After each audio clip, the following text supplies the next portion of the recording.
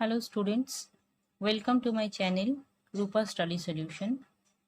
আজকের এই ভিডিওতে আমি তোমাদের class 10 real number chapter mathematics সেখান থেকে একটি প্রবলেমের সলিউশন করে দেখাবো। প্রবলেমটি একটু আমি বলে নিই, এখানে আমি লিখে নিয়েছি অলরেডি, তোমরা দেখতে পাচ্ছ। Show that n square minus 1 is divisible by 4 if n is an odd integer.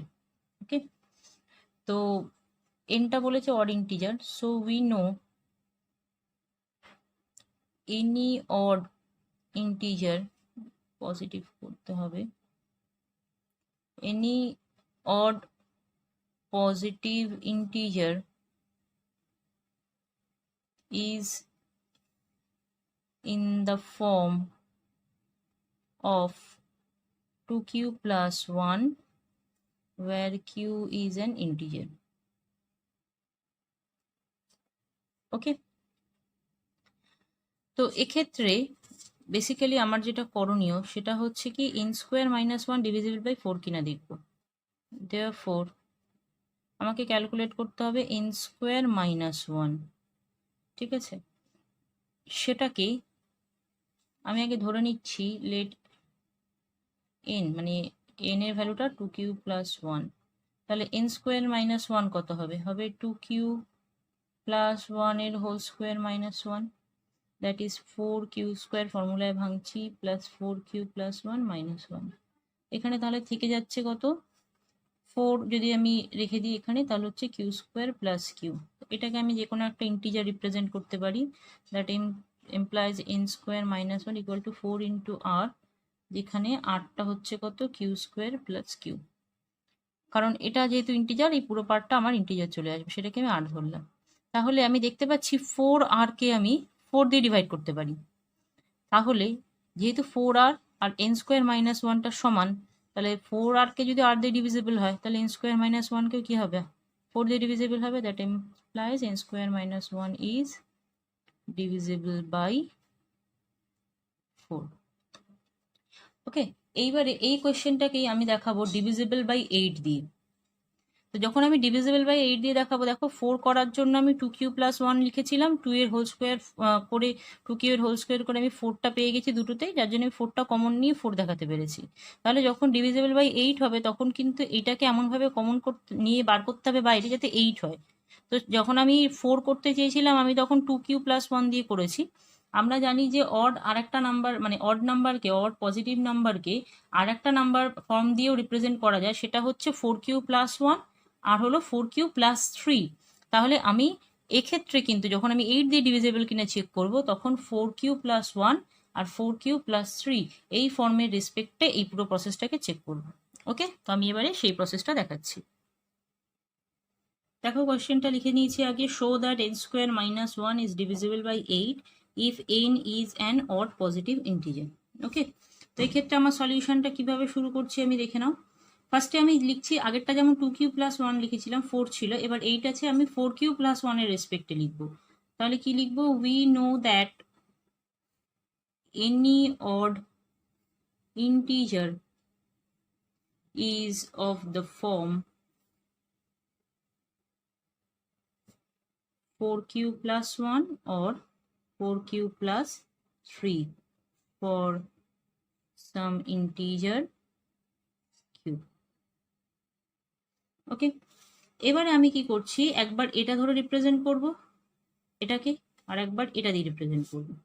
তাহলে case 1, when n equal to 4q plus 1 we have, n এর ভ্যালুটা প্রথমে এটা দিয়ে করব। তাহলে আমি কত পাচ্ছি? n square minus 1 equal two 4q plus 1 এর হোল স্কোয়ার মাইনাস 1। কত হবে? 16q স্কোয়ার, এটা প্লাস আছে, তার মানে প্লাস 8q প্লাস 1 মাইনাস 1, এটা ক্যান্সেল হয়ে গেল, এটা বোঝা যাচ্ছে না, প্লাস 1। দ্যাট এমপ্লাইজ, এখান থেকে যদি আমি 8 কমন নিয়ে নিই, তাহলে আমি কত পাবো ভেতরে? এই দুটো থেকে 8 কমন নিলে ভেতরে থাকছে, এটা এমপ্লাইজ দিলাম কেন, n square minus 1 is equal to 8 যদি আমি কমন নিয়ে নিই, তাহলে এখানে থাকছে হচ্ছে 2q square plus cube.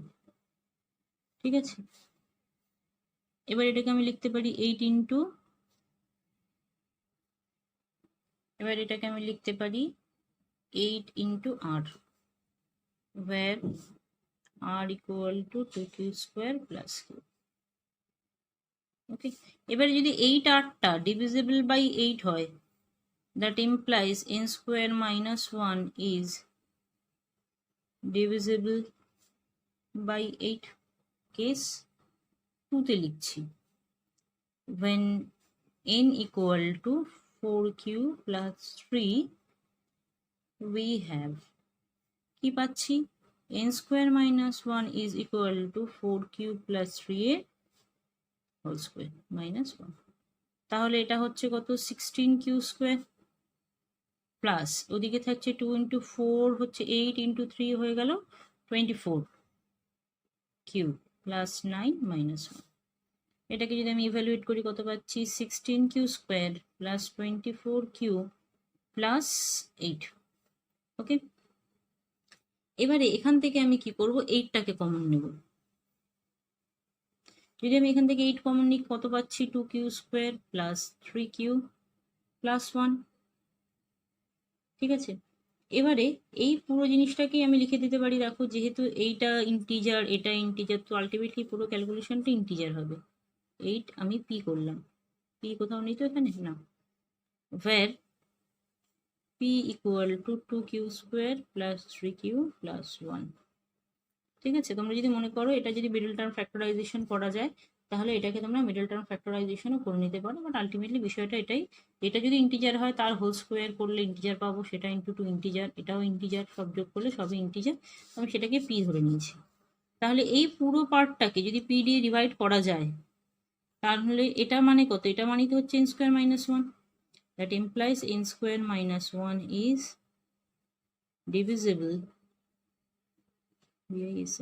Divisible by 8। তাহলে আমি ফর বোথ কেসেস দেখছি, যখন আমি এটাকে 4q প্লাস 1 ধরেছি তখন আমি দেখছি এটা ডিভিজিবল বাই 8, আর যখন আমি 4q প্লাস 3 ধরেছি তখন আমি দেখছি এটা ডিভিজিবল বাই 8।